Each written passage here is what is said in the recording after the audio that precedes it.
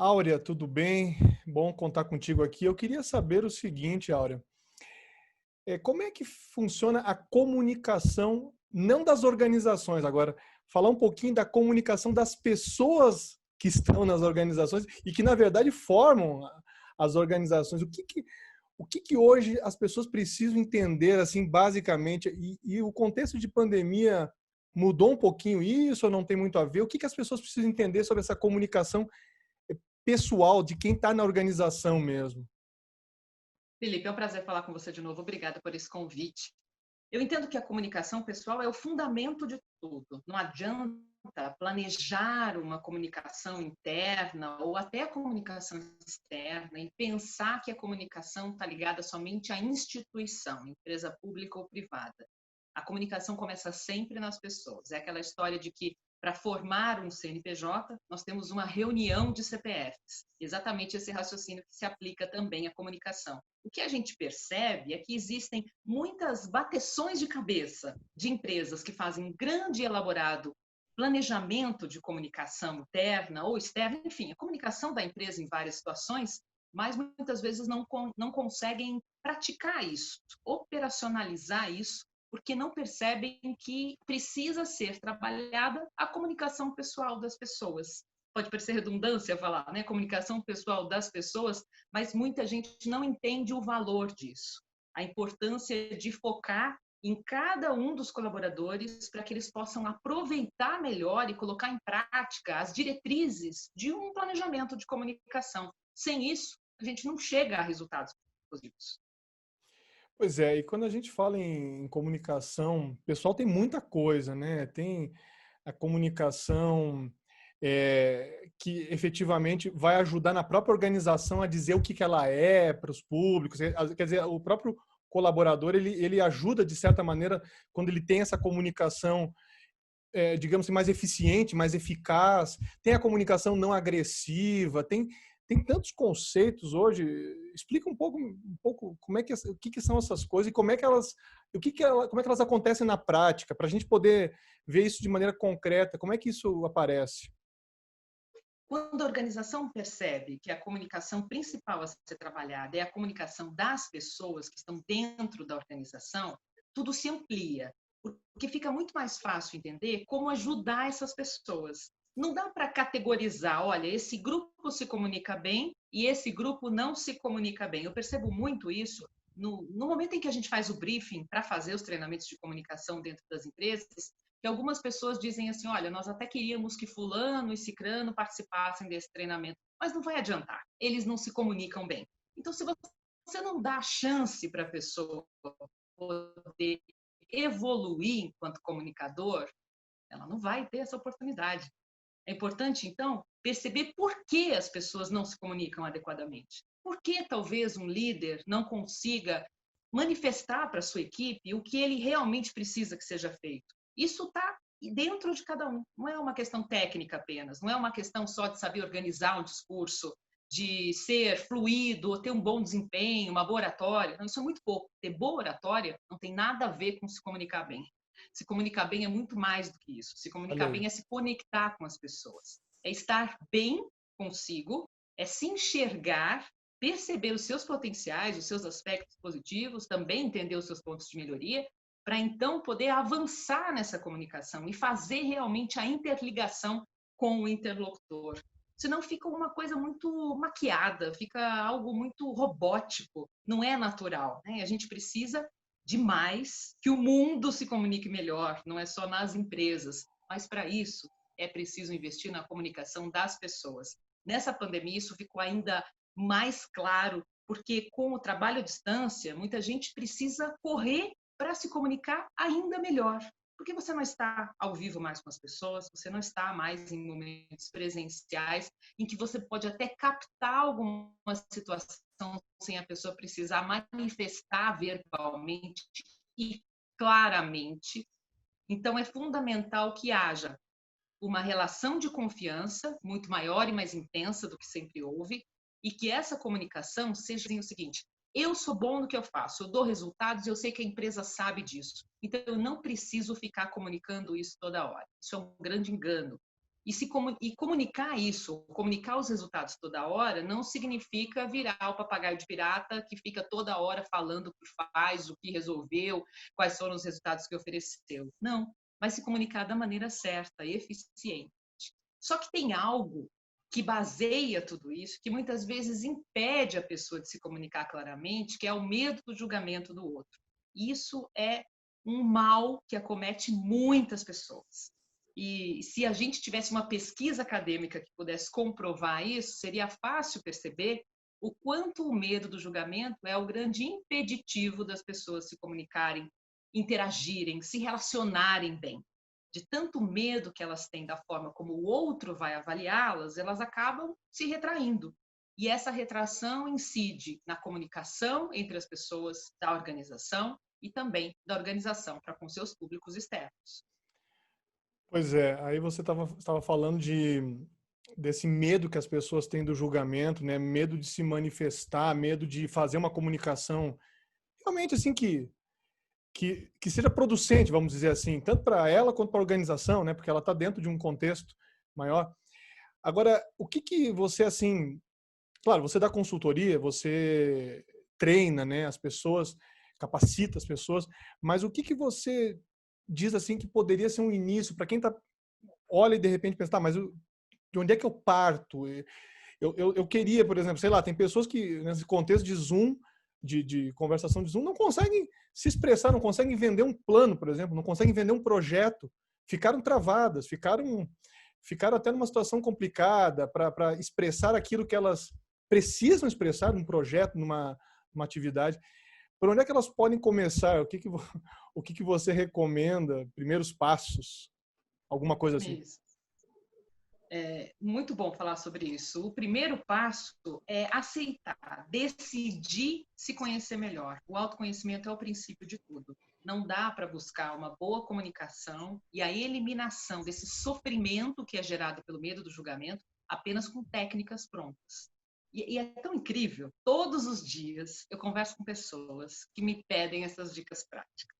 Então, elas querem algo de prateleira, algo muito fácil de ser praticado para que a comunicação delas mude de uma hora para outra, para que essa tranquilidade do medo do julgamento. E não existem essas dicas práticas. Né? Quem vende isso pode estar sendo desrespeitoso até com o outro que tem esse sofrimento e você não fala para uma pessoa que sofre para se expor, olha, não fica assim não, vai lá e faz, vai lá e fala, é tão simples.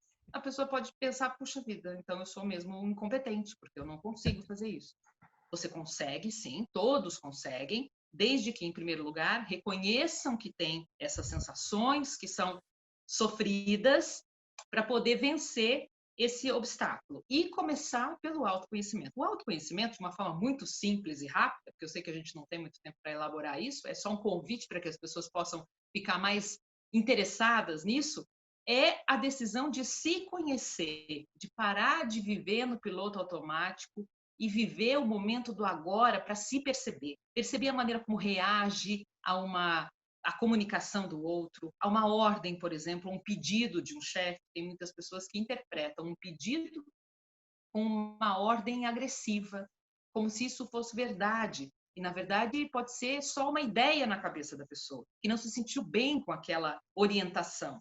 E isso acaba provocando muitos problemas de comunicação nas empresas, nas famílias, entre amigos, na internet. Por isso que é muito importante que cada um possa investir em si mesmo e refletir sobre a forma como se comunica, como enxerga o outro, como se enxerga. Eu digo que é mais ou menos assim, é como se você tivesse um radar sobre a sua cabeça, ligado 360 graus, e o tempo inteiro você está rastreando tudo. Primeiro você mesmo, entendendo o que está passando aqui. Eu estou diante do meu chefe e eu começo a ficar com as mãos trêmulas, suor, meu coração acelera. Por que isso está acontecendo? Ele realmente me põe esse medo? Ou sou eu que faço essa ideia na minha cabeça? É alguma coisa elaborada na minha mente? Que pode ser. A mente traz muitas coisas para nós que não são reais. Aliás, Sim. a mente não sabe a diferença entre o real e o imaginário. E ela pode jogar. Então, por exemplo, se alguma pessoa é convidada para dirigir uma reunião, para fazer uma apresentação de negócios na sua área de trabalho, a mente pode dizer assim, você não acha que você vai se dar bem nessa apresentação, né? E se a pessoa ouve isso e acata e aceita, ela vai recusar essa apresentação. E ela Ela pode retrocede, querer né? fugir disso. retrocede, ela deixa de avançar, ela deixa de se mostrar. E aí tem um outro aspecto, a mente também pode achar, você está querendo ser muito exibido, né? Você está querendo aparecer. Olha só, o resultado da comunicação, ou o resultado da imagem de quem se comunica, é a aparição. Nós aparecemos enquanto nos comunicamos. Nós dois aqui, né, Felipe, estamos nos mostrando. Mas Sim. isso não significa algo exagerado em relação a isso. Não significa dizer que somos melhores que outros. Nada disso. A gente simplesmente está compartilhando conteúdo. E tem uma coisa que eu percebo que é muito valioso, que é pensar que a comunicação é sempre uma doação.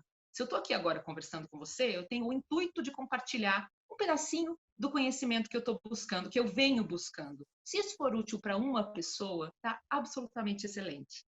Se isso se expandir e atingir mais pessoas, que bom, fico muito feliz. Então, não é no sentido de aparecer, é no sentido de compartilhar. E se cada um trouxer essa ideia para si, nos seus momentos diários, isso fica mais fácil, porque você tira um peso das costas. É como se você tivesse errado por aparecer. Não, você está certo, por favor, faça isso, todo mundo quer te ouvir. E você também não precisa ser PhD numa determinada área para dizer para si mesmo, tá bom, agora estou pronto para falar. Nós estamos em construção. Talvez a gente nunca esteja pronto. A gente está sempre buscando mais. E isso que nós temos já pode ser suficiente para muita gente. Por isso, deixar de falar, deixar de se expor, deixar de compartilhar, instruir, educar, pode tirar o benefício do outro que quer aprender com você. Olha, muito interessante isso que você está colocando. Eu queria deixar uma última questão aqui, que é o seguinte: rapidamente, eu ouço muito falar de comunicação não agressiva. Não dá para explorar esse assunto agora todo, claro que não. Mas fala um pouquinho sobre a importância disso, essa comunicação que agrega, que soma, que une, que harmoniza e que não cria mais barreiras ainda, impedindo da sua mensagem ser compreendida, de você ser claro no que gostaria e do outro entender melhor. Fala um pouquinho. Eu sei que não dá para esgotar, até podemos um dia desses fazer um papo só sobre isso. A comunicação não violenta, acredito que tenha sido Comunicação isso não que você... violenta, isso. Melhor. Não agressiva, não. Eu quis não violenta, perfeito. O sentido é o mesmo, é que ficou gravado, é divulgado assim, a tal da CNV, né? A comunicação não violenta, que foi uma teoria que começou a ser desenvolvida pelo Marshall Rosenberg, e tem um livro muito famoso sobre comunicação não violenta, que tem exatamente esse título, e que é um caminho também para o autoconhecimento. Não dá para você pegar as técnicas de comunicação não violenta e colocar isso num roteiro, como se fosse uma receita básica, como se fosse algo aplicável de forma automática, sem que você se conheça. Se conhecer é o fundamental para a evolução das pessoas. Quem se recusa a isso continua dando murro em ponta de faca, continua tendo dificuldades de relacionamento e de comunicação. Recomendo realmente, faço esse convite para que as pessoas se conheçam. E no geral, Felipe, o que a CNV propõe é que a gente possa olhar o outro de uma forma simples mesmo, porque é simples. Quando nós nos julgamos muito sabedores de algum conteúdo, nós estamos centrados no nosso umbigo. Quando nós achamos que o outro não quer nos ouvir ou temos medo dessa exposição, porque o outro pode estar ali só para nos julgar, nós também estamos muito centrados no nosso umbigo. Parece contraditório isso, como uma pessoa que tem vergonha de se expor pode ser egóica. Pois é, mas ela está pensando no medo dela e achando que todo mundo que está ali vai olhar só para ela e encontrar todos os defeitos. E não é isso. Muitas pessoas estão ali para ouvir e consumir aquele conteúdo. Então, é importante que a gente possa olhar o outro de uma maneira não como se fosse uma ameaça, né? O outro está me julgando, será que ele está me avaliando bem ou mal? E lembrando que também, segundo outro psicólogo, Abraham Lincoln, a maior necessidade do ser humano é o reconhecimento, é a aceitação e a aprovação. E é por isso que muita gente acaba evitando essas situações de exposição, porque tem medo de não ser aprovadas. Então, quando a gente fala de comunicação não violenta, a gente está olhando o outro. É sobre nós, claro, a gente não deve tirar a nossa pessoa desse cenário, mas o outro tem uma participação muito grande. Quando a gente passa a escutá-lo, a entender o que ele pode estar sentindo a partir das palavras que ele diz ou do não verbal, não precisa ter palavra verbalizada, pode ter apenas o não verbal. Quando a gente percebe isso, fica mais fácil reconhecer como interagir, mesmo que essa pessoa esteja vindo com 5 pedras na mão, por exemplo. Tentando entender quais foram as intenções que ela teve quando disse aquilo, de uma forma um pouco equivocada, num tom diferente, que chegou para mim de uma forma não tão bacana, mas eu posso tentar perceber o que motivou aquela pessoa a fazer isso. E aí eu consigo interagir melhor com ela. Eu sempre digo uma coisa, quem quer se comunicar melhor, tem trabalho. Não adianta achar que vai ser fácil. E eu não estou falando isso para desanimar ninguém, muito ao contrário. É porque é um caminho de estudo. E a gente está o tempo inteiro dentro de uma coisa chamada laboratório da vida para estudar essa comunicação. A minha comunicação, a comunicação do outro. E, de repente, a gente encontra um ponto em comum nessa comunicação e a gente se dá bem. Então, todas as vezes que eu conversei com você, Felipe, foi muito tranquilo, foi muito fácil, gostoso, simpático, foi agradável. De repente eu penso, bom, encontrei uma forma ideal de conversar com o Felipe, achei ótimo. Vou pegar exatamente esse roteiro e vou conversar com o Mário, outra pessoa. E de repente não dá certo. Eu falo, mas o que Pois é. aconteceu de errado? O Felipe deu super certo, com o Mário não está dando certo. Será que é o Mário? Não exatamente. Não totalmente. Pode ser sim, porque o Mário é outra pessoa, estou aqui criando um nome fictício, Claro. mas pode ser eu, naquele outro dia, com outro humor, que usei outras palavras e estamos numa outra situação. Então, todas essas variáveis fazem sentido na hora que você se comunica. E muita gente diz, não vou nem me preocupar mais com isso, porque não dá certo. Um dá certo, com o outro não dá, é muita dor de cabeça. Só que as dores de cabeça podem aumentar a partir dessa desistência. Por isso que é importante a gente ter o propósito de investir na comunicação diariamente. E uma coisa que fortalece muito isso é você fazer um balanço diário da forma como você interagiu e se comunicou com as várias pessoas com quem você se relacionou naquele dia, para poder chegar a pequenas conclusões. Com esse aqui eu fiz tal coisa que deu certo, com esse aqui eu agi de uma outra maneira que eu nunca tinha feito antes e deu mais certo. Com aquele caso eu parei para escutar a pessoa, escutar, não só ouvir, escutar de verdade. E aquilo foi mais benéfico para a nossa relação, e assim a gente vai montando os pontos, aumentando esse valor da nossa forma de se comunicar, para se comunicar com o outro de uma maneira não violenta, que é o que o mundo está precisando demais, né? O discurso de ódio não pode ser o normal, não pode ser padronizado, não é essa a nova comunicação. A nova comunicação, na minha opinião, tem que ser a comunicação empática, que olha o outro como se você estivesse conversando com uma outra alma, como você. Perfeito. É a experiência de uma vida, né? É uma jornada aí em que todo tempo a gente está aprendendo e está crescendo. Sim, isso. Áurea, obrigado, tá? A gente vai conversar sobre outros assuntos em outras oportunidades. O papo é muito bom e ele é muito relevante para a vida de todo mundo que com certeza está acompanhando. Sucesso aí, a gente vai conversar mais, tá bom? Muito obrigado. Conte comigo, Felipe. Muito obrigada. Um abraço.